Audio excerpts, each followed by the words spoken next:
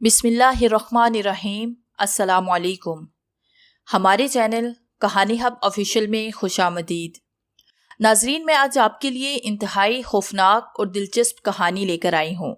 लेकिन कहानी शुरू करने से पहले आपसे गुजारिश है कि अगर आपने हमारा चैनल सब्सक्राइब नहीं किया तो आप हमारे इस चैनल को सब्सक्राइब कर लीजिए और बेल आइकन को भी प्रेस कर लें ताकि हर नई आने वाली वीडियो बआसानी आप तक पहुँच सके।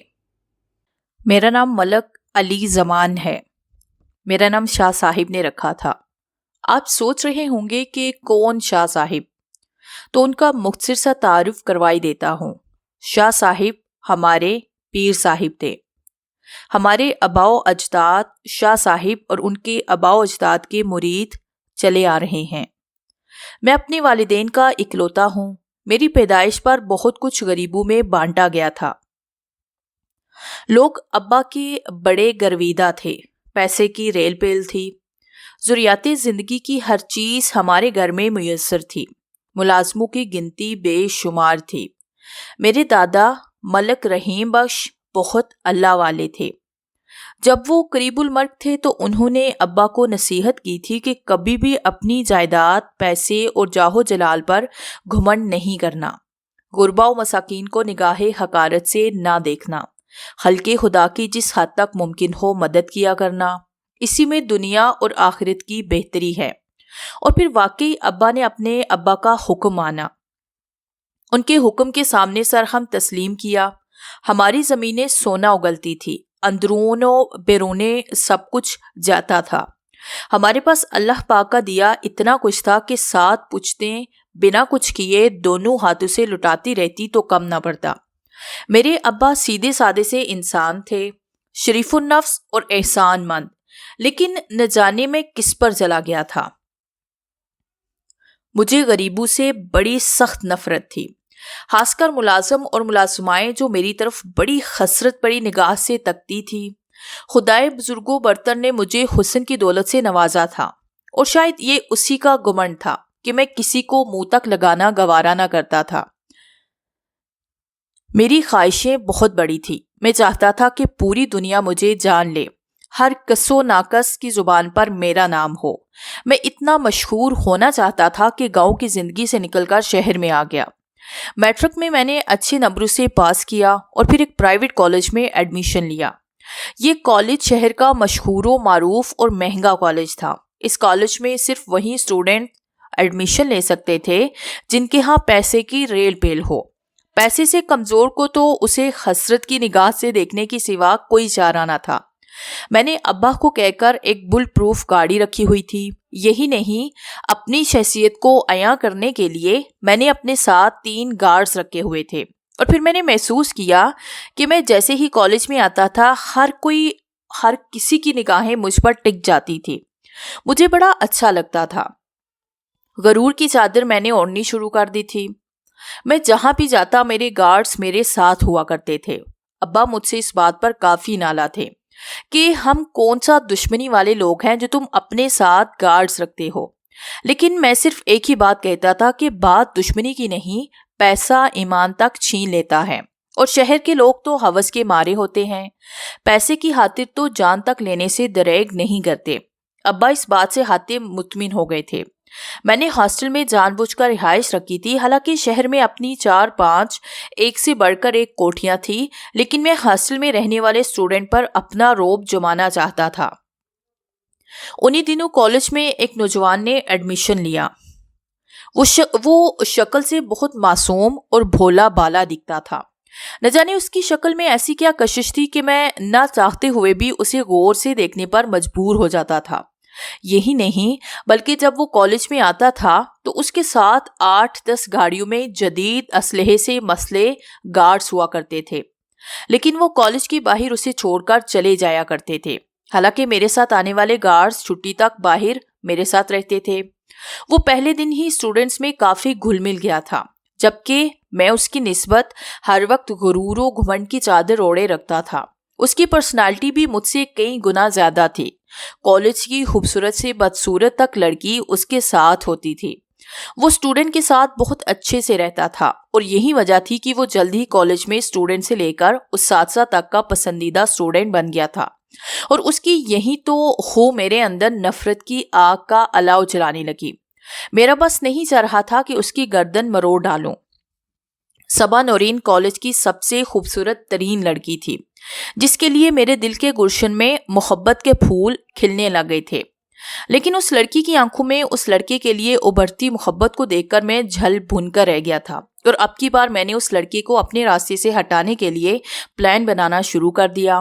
جلد ہی مجھ پر آشکار ہو گیا کہ وہ لڑکا جس کا نام محمد اصغر تھا، وہ مجھ سے کئی درجے زیادہ امیر کبیر تھا۔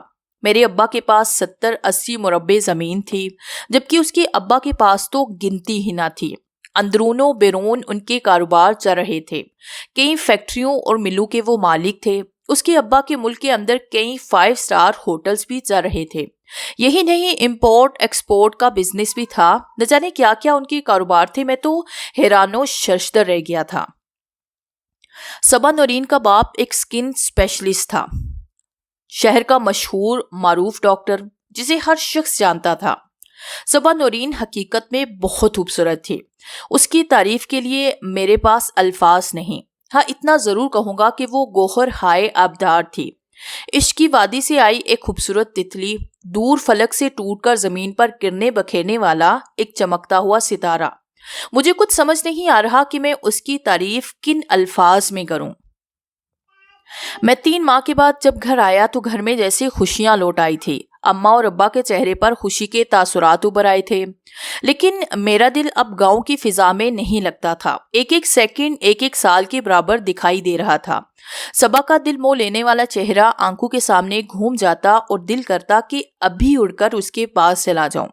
اب کی بار میں نے تہیہ کر لیا تھا کہ جیسے ہی واپس گیا تو صبا سے اظہار محبت کروں گا، اور اگر اس نے اگنور کیا تو اسے بتاؤں گا کہ میں کیا چیز ہوں، کیونکہ میں جس چیز کو پانے کی خواہش کرتا ہوں اگر وہ مجھے نہ ملے تو دوسروں سے چھین لیتا ہوں، اس کے لیے چاہے مجھے اس کی جان ہی کیوں نہ لینی پڑ جائے۔ غرور گھمنڈ کی چادر میں لپٹا میں ملک علی زمان نہ جانے ایک لڑکی کی وجہ سے کیا ہو گیا تھا۔ گاؤں میں واپس آئے میری پہلی رات کروٹیں بدلتے گزر گئے، نیند آنکھوں سے کوسوں دور تھی، دل مضطرب ساری رات صبا کی یاد میں لگی آتش عشق میں سلگتا رہا۔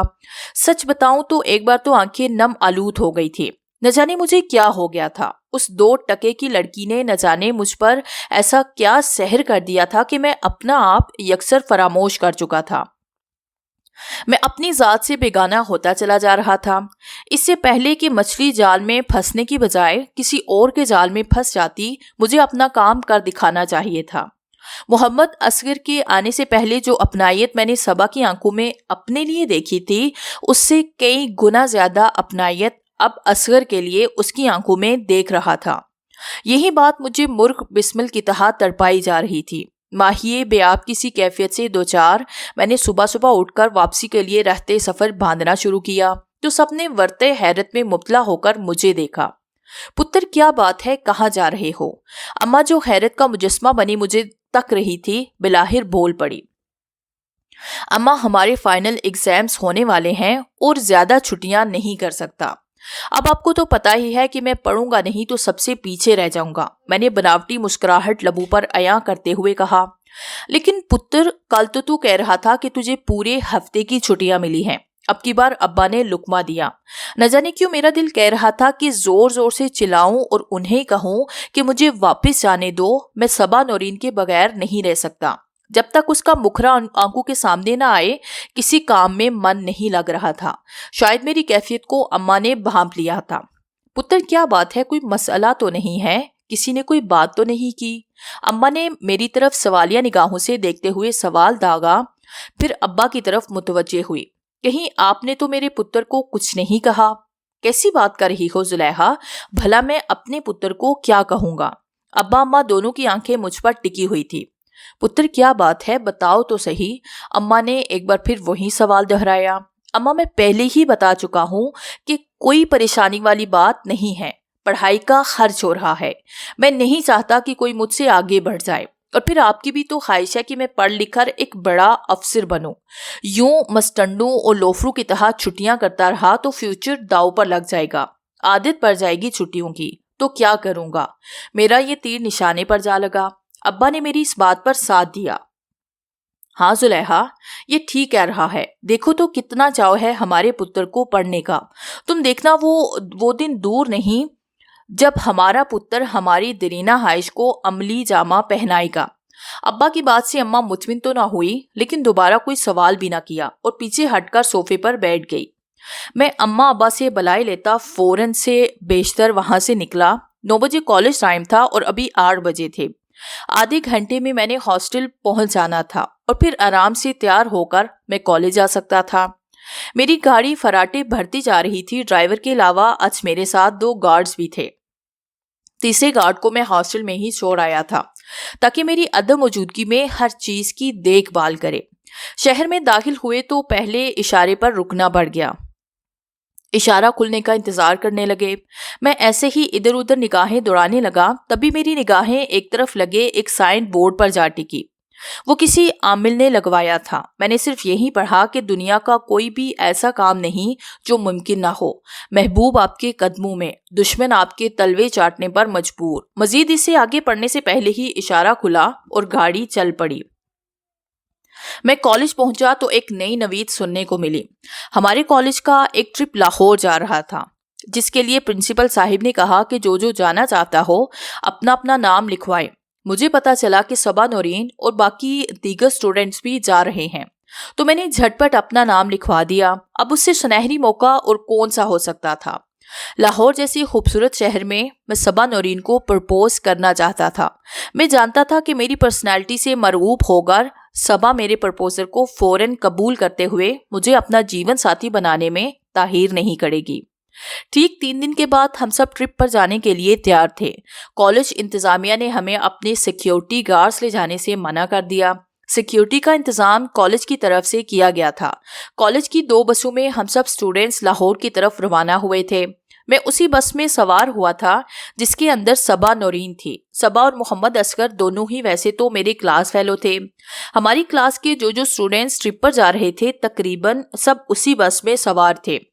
میرے ساتھ اتفاق سے محمد اصغر بیٹھ گیا تھا. میرا دل کہہ رہا تھا کہ یہیں بیٹھے بیٹھے اس کا گلا دبا دوں.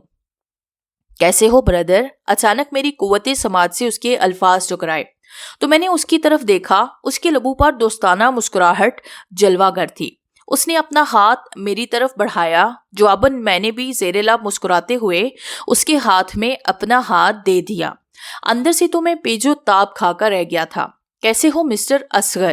میں نے لفظوں کو چباتے ہوئے ادا کیا، لیکن اس نے میری کسی بھی بات کو خاطر میں نہ لاتے ہوئے ایک ایسا جواب دیا جسے سن کر میں پریشان رہ گیا.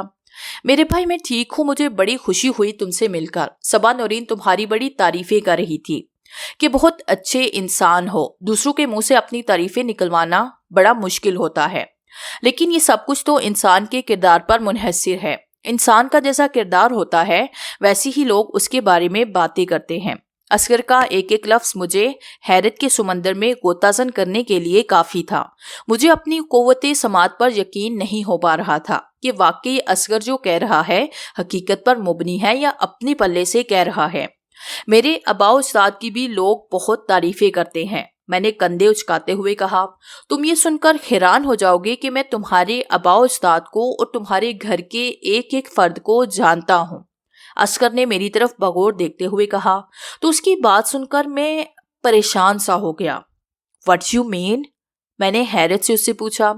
میں تمہاری ہی فیملی سے ہوں. میرے ابو اور تمہارے ابو آپس میں کزنز لگتے ہیں اور ان کی مناسبت سے ہم دونوں بھی آپس میں کزن ہوئے. اصغر نے زیر لب مسکراتے ہوئے جواب دیا. مگر ابا نے کبھی نہیں بتایا تم لوگوں کے بارے میں. میں نے سوالیہ آنکھوں سے اسے دیکھتے ہوئے پوچھا. اب کی بار اپنے والدین سے جا کے پوچھنا کہ ملک زہراب حسین آپ کی کیا لگتے ہیں. اس نے متواتر زیر لب مسکراتے ہوئے کہا تو میں نے جواباً سر ہلایا.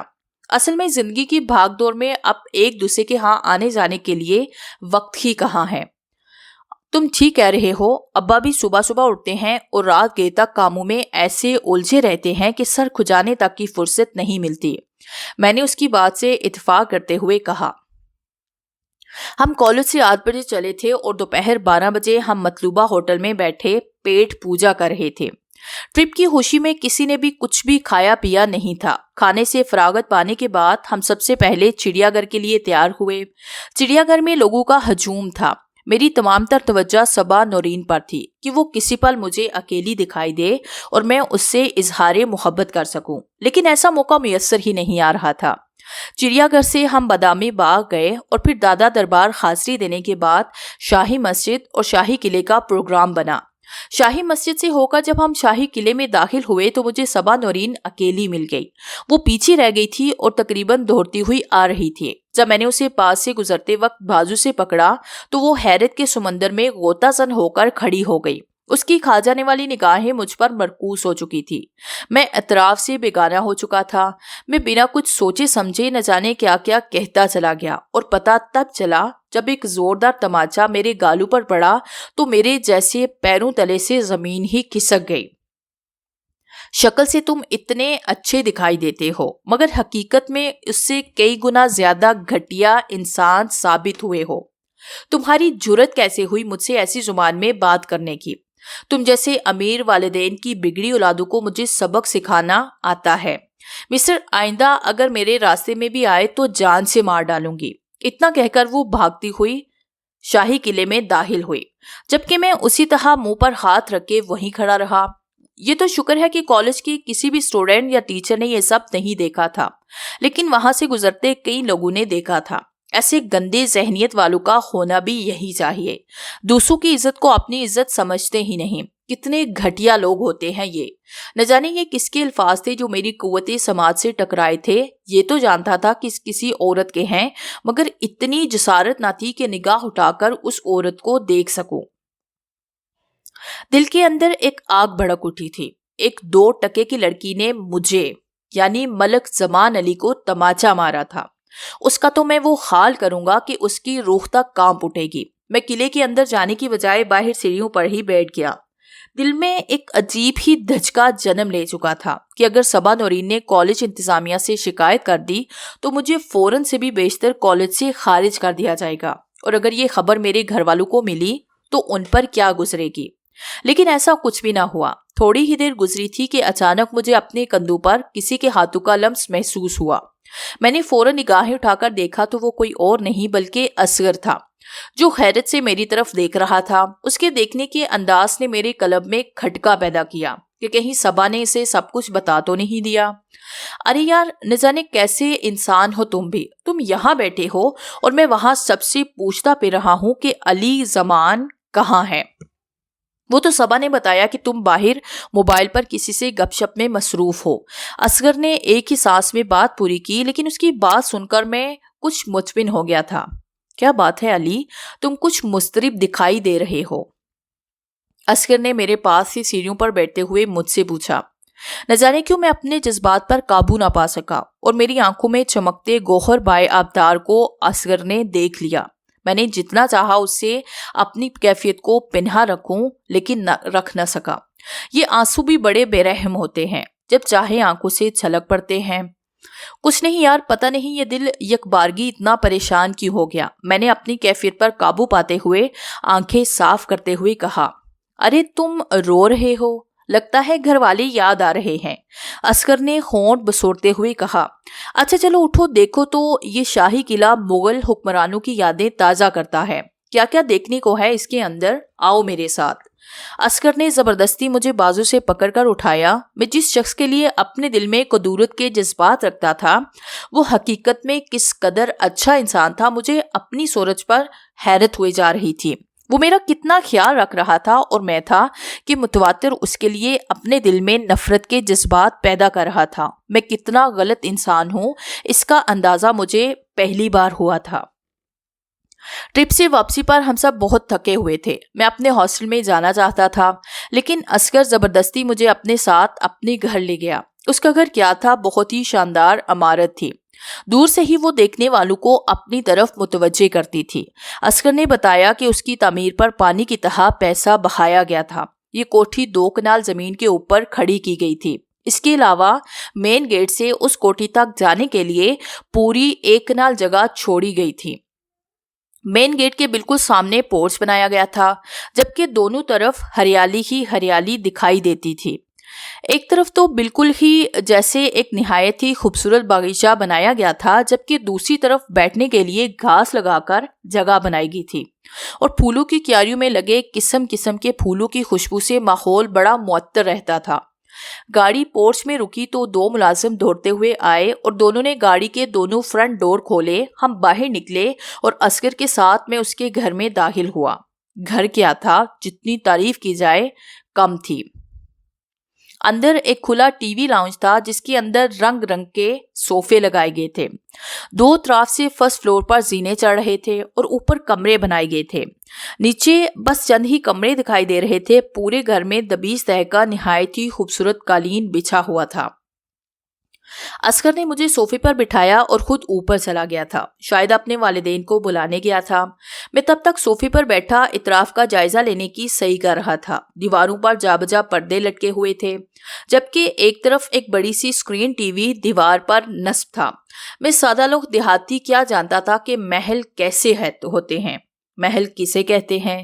یہ کوٹھی حقیقت میں کسی محل سے کم نہ تھی۔ صوفے اتنے نرم و گداز تھے کہ یوں لگ رہا تھا جیسے میں اندر ہی اندر دھستا چلا جا رہا ہوں۔ دیواروں پر نہایت ہی دلکش ہاتھ سے بنائی گئی تصویریں آویزاں کی گئی تھی۔ اس سے پہلے کہ میری نگاہیں مزید اطراف کا جائزہ لیتی، میری نگاہ زینے پر پڑی، جہاں اصغر اپنی فیملی کے ساتھ نیچے اتر رہا تھا۔ فیملی کیا تھی؟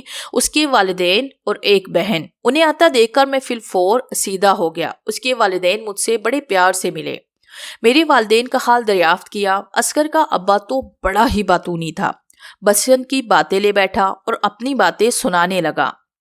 جلد ہی ایک ملازم نے آ کر بتایا کہ کھانا لگ گیا ہے، تو میں بھی ان کے ساتھ اٹھ کر ڈائننگ روم میں آ گیا۔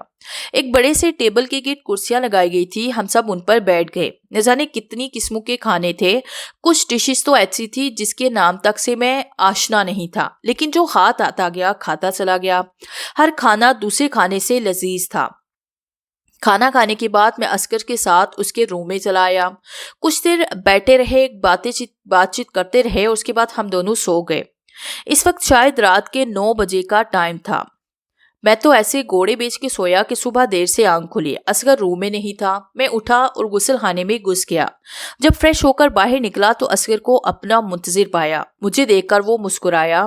جلدی کرو صاحب بخادر، کالج سے لیٹ ہو رہے ہیں، صرف آدھا گھنٹہ باقی ہے، اصغر نے زیر لب مسکراتے ہوئے کہا۔ تو میں نے جلدی سے بالوں میں کنگھی کی اور پھر ناشتہ کرنے کے بعد ہم جلدی سے کالج پہنچ گئے۔